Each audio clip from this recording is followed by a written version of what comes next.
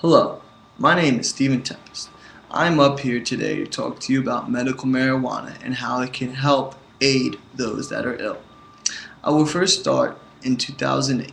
The University of Washington turned down a man named Tim Guerin of a liver transplant. Why, may you ask? Tim had a serious case of hepatitis C and was prescribed medical marijuana by his doctor to help aid his illness. The use of marijuana helped Tim with a few of his symptoms. It allowed him to gain his appetite back and help lower his level of excruciating pain. Medical marijuana is legal in the state of Washington, and if so, what sense does it make to turn down a man of a life and death surgery due to a certain medication his doctor suggested to him? Tim was not angry or mad, just very confused for being turned down due to something a doctor provided to him. A hospital denying life-changing medical services to someone because of something they prescribed to is just injustice. Tim died a week after. He was turned down twice for his surgery for two different hospitals. If more people were open to the idea of medical marijuana, we could stop instances such as Tim Guerin's. If people would open their eyes and realize that marijuana can do good for some, maybe a few more lives could be saved. All U.S. citizens should be in favor for medical marijuana due to the fact that it helps aid many ill people's symptoms, which will ultimately make them happier, therefore make people that are prescribed to medical marijuana should not be discriminated against in any circumstances. Why marijuana is beneficial to many people's lives. I will begin by discussing with you the survey I previously handed out in class pertaining to drug use. Every student who took part of the survey comes from a different area with a different background, and even so, every student agreed on the fact that marijuana was not as harmful as cigarettes or alcohol. They actually agreed that it was beneficial. In the survey, there were two different categories the participants could use to describe themselves. The first category was people who have had family members that have tried or been addicted to some drug. The second category was people that have had no drug use in their family, at least to their knowledge.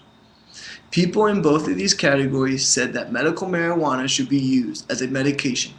In the few cases I came across where the participants had lived through a family member having an addiction, all were either to alcohol or prescription drugs. None were addicted to marijuana. I've had the opportunity to sit through a few different drug programs for a previous observation project, and never have I witnessed someone say they were physically addicted to marijuana. A marijuana is not addictive. It provides no withdrawal symptoms such as prescription drugs. Some prescription drugs such as oxycodone, prescribed for pain relief, are highly addictive. When people constantly abuse drugs such as oxycodone and then are not able to get it, they begin to go through withdrawal. They may have a high fever, nausea, loss of appetite, body aches, etc. Marijuana will never give you any symptoms of the sort. If people were given the choice of medical marijuana over drugs such as oxycodone, we could cut out the addicting factor and we could help lower the level of drug abuse. I will now talk to you about the ways medical marijuana can be beneficial. Marijuana is dated back to BC times. It is known that Chinese and the Roman Empire have used it for medical purposes for centuries.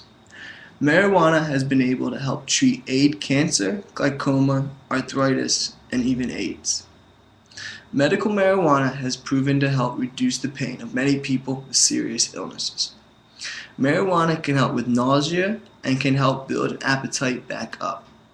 Cancer patients that have completely lost their appetite due to illness can sit down and enjoy a nice meal. It is also known to help with stress release. The actual THC in the marijuana is not known to be harmful. It is only the way it must be delivered to your system through smoking, which can damage your lungs. Lastly, I will discuss with people that have been discriminated against for being prescribed to medical marijuana. A woman, Jane Roe, struggled with excruciating migraines for many years. After trying several medications prescribed to her by a doctor, turned to medical marijuana. She found that this truly helped relieve her pain. Jane Roe at the time was starting a new job. She told her boss up front that she was prescribed to medical marijuana, and they informed her it was okay. 10 days later, she was fired for testing positive for marijuana on a drug test.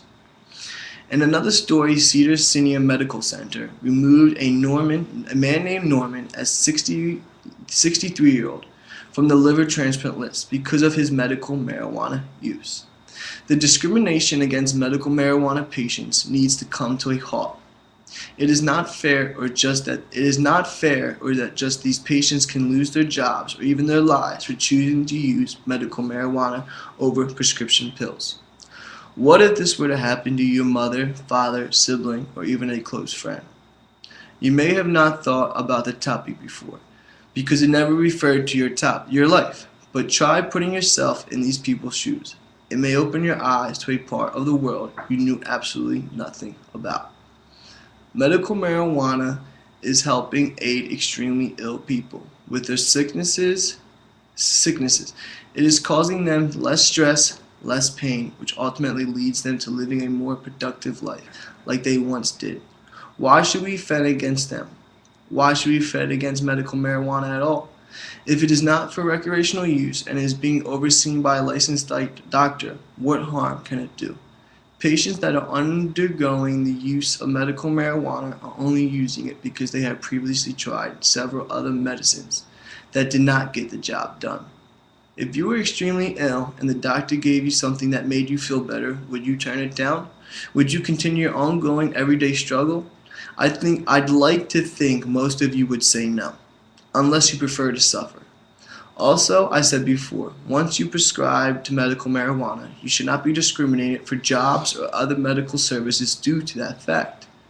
We should not take those rights away. The people that believe in this and are for the use of medical marijuana will only help lead to a better life for these patients.